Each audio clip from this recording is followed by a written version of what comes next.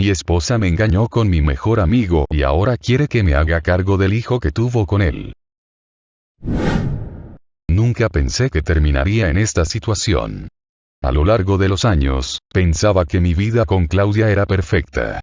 Teníamos una casa acogedora, trabajos estables y, lo más importante, un hijo al que amábamos con todo nuestro ser.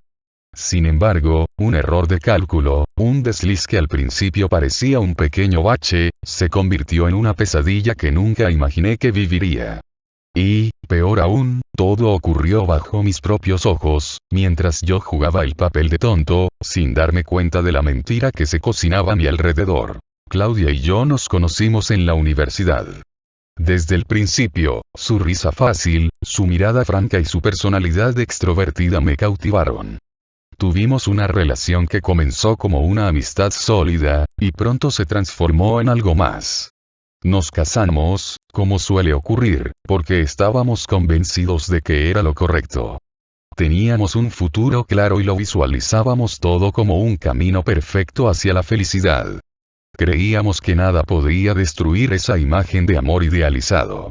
Y, sin embargo, estábamos equivocados. Nos casamos a los 26 años, cuando pensábamos que ya lo habíamos logrado todo.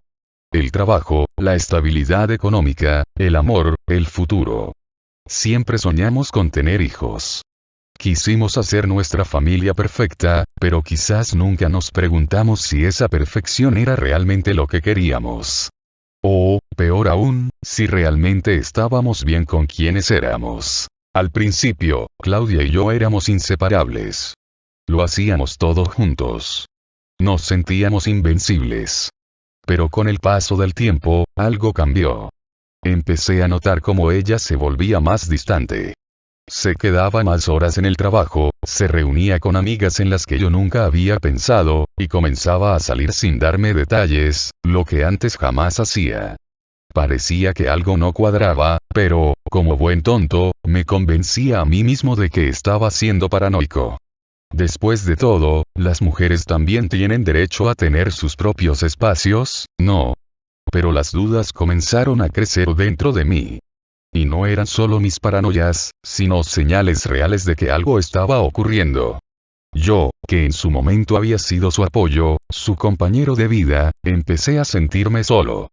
Cada vez que intentaba hablar de lo que me estaba sucediendo, Claudia simplemente me decía que estaba exagerando, que todo estaba bien. Pero había algo en su tono que no me cuadraba. Algo que no podía identificar pero que me inquietaba profundamente. Lo peor llegó una noche en la que llegué temprano a casa después de un día de trabajo. Normalmente, Claudia me esperaba en casa, ya que a esa hora el día se calmaba. Pero esa noche no era como las otras.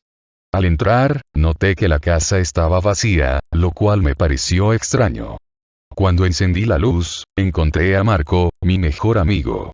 Estaba sentado en el sofá, como si nada. Al principio, no me percaté de nada raro. Pensé que estaba pasando por una tarde relajada, quizás esperando a Claudia para salir. Pero al mirarlo bien, algo en su rostro me hizo sentir una incomodidad que nunca antes había notado. Sus ojos no eran los de siempre. Había algo en ellos que me hacía pensar que ocultaba algo. Lo peor fue que no me dijo nada. Estaba allí, sentado, como si no pasara nada. Aquel silencio se sentía raro. Unos minutos después, Claudia llegó a casa, apresurada y visiblemente nerviosa. Se disculpó rápidamente, diciendo que había tenido que quedarse un poco más en la oficina. ¿Por qué no me había avisado antes? Le pregunté, pero su respuesta fue aún más evasiva. Sentí un nudo en el estómago, pero decidí no hacer una escena. Pensé que tal vez solo estaba siendo paranoico. No era la primera vez que algo me parecía extraño, pero confiaba en ella. Esa misma noche, Claudia me confesó todo. Estaba tan angustiada que apenas podía hablar. Me dijo que había tenido una aventura con Marco, mi amigo de toda la vida. Mi mundo se detuvo. En un parpadeo, todo se desmoronó. Había sido engañado no solo por ella, sino también por Marco, alguien a quien consideraba como un hermano. Sentí que mi corazón se rompía en 1000 pedazos. Las lágrimas de Claudia no eran suficientes para calmar el dolor que recorría mi cuerpo. Lo peor de todo fue darme cuenta de que mi confianza en ellos había sido una mentira. Marco no solo había estado cerca de mi familia, sino que había aprovechado esa cercanía para destruirlo todo. Pasaron los días en un torbellino de emociones contradictorias. Primero, la rabia me invadió por completo. Quería gritar, quería hacerle entender a Claudia el dolor que me estaba causando. Quería arrancar de mi mente esa imagen de traición. Pero al mismo tiempo, me sentía derrotado, como si no pudiera más. La impotencia me invadía. No podía creer que todo lo que habíamos construido fuera tan frágil, tan fácil de destruir. Decidimos separarnos. Claudia se mudó con Marco, mientras yo me quedaba con nuestro hijo, Alejandro. El proceso de adaptación fue duro. Alejandro, que en ese momento tenía 3 años, no entendía por qué mamá ya no estaba en casa. Tenía preguntas que no sabía cómo responder, y fue un golpe aún más duro tener que decirle que mamá se había ido. No era algo para lo que estuviera preparado, ni como padre ni como ser humano. Sin embargo, traté de ser fuerte por él. Quería que creciera en un ambiente lleno de amor, un ambiente que no fuera tóxico ni cargado de traiciones. Los primeros meses fueron lo más difícil. La herida seguía fresca. Cada vez que pensaba en Claudia o en Marco, el dolor volvía. Recuerdo que, durante las noches, me despertaba en medio de la oscuridad, buscando consuelo en mis pensamientos, pero nada parecía aliviar mi alma. Sentía que algo me había sido arrancado, algo que nunca podría recuperar. La vida siguió, pero con una pesada carga sobre mis hombros. Un día, mientras estaba en mi oficina, recibí un mensaje de Claudia. Decía que quería hablar conmigo. Al principio, lo ignoré, pero ella insistió, y terminé accediendo a su petición. Cuando nos encontramos, no podía creer lo que tenía para decirme. Claudia, con el rostro apagado, me contó que tenía algo importante que compartir. Tengo algo que es tuyo, me dijo. Mi corazón empezó a latir con más fuerza, sin saber qué esperar. Claudia, con voz temblorosa, me presentó a un niño. Un niño pequeño, de cabello rubio, con ojos azules. Era obvio que no se parecía a Alejandro, pero sí compartía características que me hacían pensar en Marco. «Es tu hijo», me dijo ella. Yo me quedé completamente paralizado. ¿Qué estaba diciendo? Un hijo de Marco y Claudia. El shock me dejó sin palabras. El niño, con su carita inocente, parecía una mezcla de lo más puro y lo más doloroso que podía haber imaginado. Claudia me explicó que, después de nuestra separación, ella y Marco continuaron su relación, y que este niño era el fruto de su amor. ¿Cómo puedes pedirme que acepte a este niño?